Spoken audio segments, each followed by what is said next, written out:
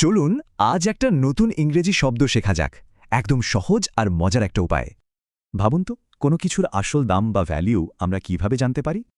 আজকের শব্দটা বুঝতে একটা ছোট্ট গল্প শুনি, তাহলে মনে রাখতেও সুবিধা হবে। ধরুন, রহিম তার দাদার একটা পুরনো ক্রিকেট ব্যাট পেল, আর তাতে আছে এক বিখ্যাত খেলোয়াড়ের সই। এখন ব্যাটার আসল দাম কিভাবে জানা যাবে? এখানেই চলে আসছে আমাদের আজকের শব্দটা। এই যে মূল্য যাচাই করা, এটারই ইংরেজি হল অ্যাপ্রেজ, মানে কোনো কিছুর ভ্যালু ঠিকভাবে পরীক্ষা করা। তাই রহিম ব্যাটটা নিয়ে গেল একজন এক্সপার্টের কাছে, যিনি ওটাকে অ্যাপ্রেজ করবেন।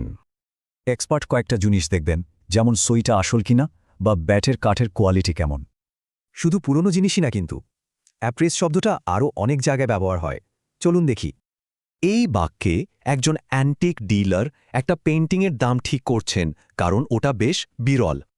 বিজনেস মিটিংয়ে নতুন কোনো আইডিয়া বা প্রপোজালকে অ্যাপ্রেজ করা হয়, মানে সেটার ভালোমন্দ যাচাই করা হয়। এখানে দেখুন, একটা টিম মার্কেট রিসার্চ করে কোম্পানির ভবিষ্যৎ সম্ভাবনা অ্যাপ্রেজ করছে। তার মানে প্রাইজ হলো কোনো কিছুর ভ্যালু ভালোভাবে বিচার করা, শুধু আন্দাজ করা নয়।